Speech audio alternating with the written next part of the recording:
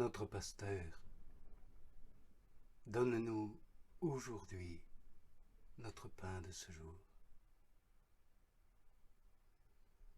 Après avoir considéré Dieu en qualité de Père, de Roi et d'époux par excellence, considérons-le comme un pasteur qui, outre les conditions des autres pasteurs, en a de beaucoup plus avantageuses, celles qu'il marque lui-même dans l'Évangile lorsqu'il dit « Je suis le bon pasteur qui expose ma vie pour mes brebis ».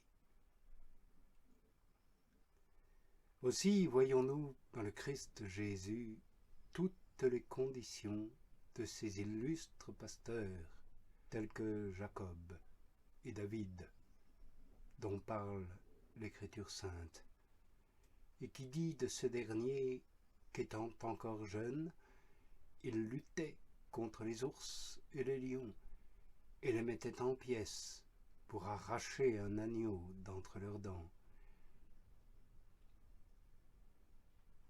Et la Sainte Écriture dit de Jacob que jamais ses brebis ni ses chèvres n'étaient stériles, que jamais il ne mangea aucun agneau ni aucun mouton de sa bergerie, qu'il payait à son maître tous ceux qui étaient dévorés par les loups ou dérobés par les larrons, qu'il souffrait la chaleur du jour et la froideur de la nuit, et qu'il ne se reposait point durant l'un, ni ne dormait point durant l'autre, afin de pouvoir rendre à Laban, son maître, un compte fidèle de ses troupeaux.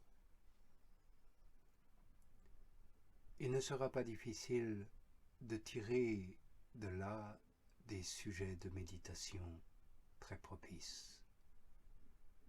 En appliquant ces conditions à notre divin pasteur, qui n'a pas craint d'exposer sa vie pour terrasser le lion de l'enfer et le contraindre à rendre la proie qu'il était prêt de dévorer.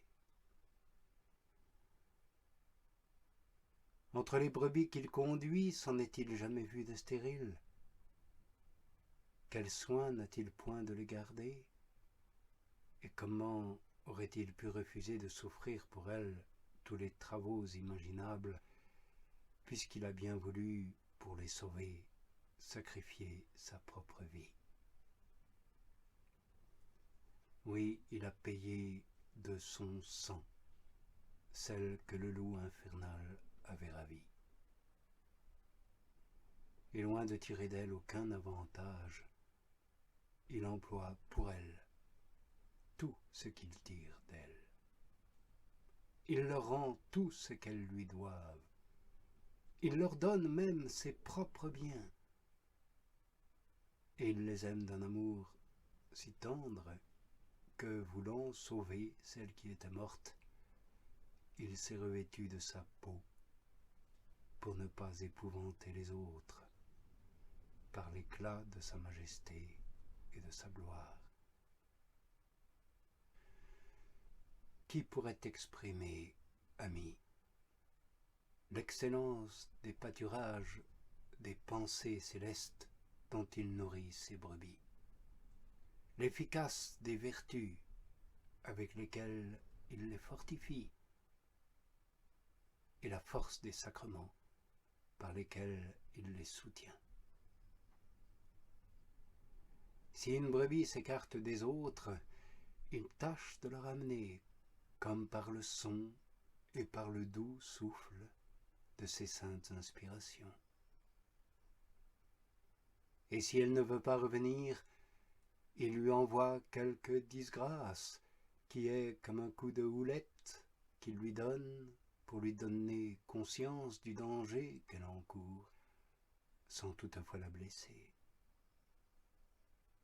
Il conserve dans la vigueur et fait marcher celles qui sont fortes et courageuses. Il attend celles qui sont faibles. Il pense celles qui sont malades et porte sur ses épaules celles qui ne sauraient du tout marcher, tant il a compassion de leur infirmité et de leur faiblesse.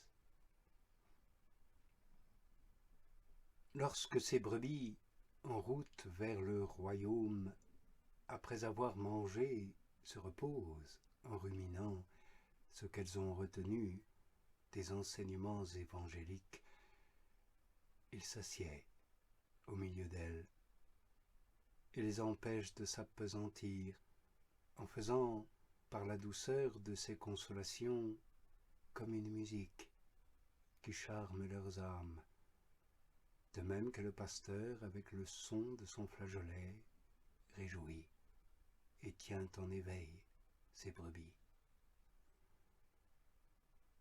Durant l'hiver, il leur cherche de favorables abris où elles puissent se délasser de leurs travaux.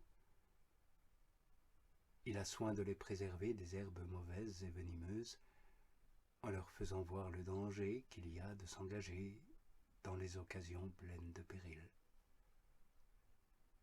Il les mène par ses bons avis dans les forêts et dans les prairies où elles n'ont rien à craindre.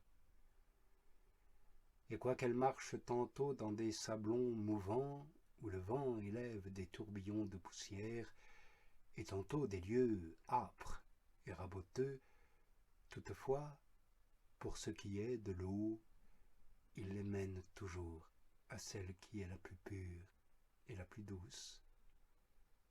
Et cette eau est l'enseignement qu'il donne dans l'Évangile, enseignement par ses paroles et par ses actes, enseignement toujours clair et véritable, pour peu qu'on ne le trouble pas avec la boue mondaine que nous traînons sous nos pieds. Saint Jean voit ce divin pasteur comme un agneau qui, étant au milieu de ses brebis et les menant, les conduit à travers les jardins les plus frais et les plus délicieux à des fontaines d'eau vive. Que c'est donc une chose agréable, amis, et pleine de consolation que de voir, en la personne du Christ Jésus, le pasteur devenu agneau. Il est pasteur parce qu'il nourrit. Il est agneau parce qu'il est notre nourriture. Il est pasteur parce qu'il nous conserve, et il est agneau parce qu'il se donne lui-même pour nous conserver. Il est pasteur parce qu'il donne sa vie à ses brebis, et il est agneau parce qu'il l'a reçu de l'une d'entre elles. Ainsi, quand nous lui demandons qu'il nous donne le pain dont nous avons besoin en chaque jour, et un pain éternel et substantiel, c'est lui demander que lui, qui est notre pasteur, devienne lui-même notre nourriture, puisqu'il est aussi agneau.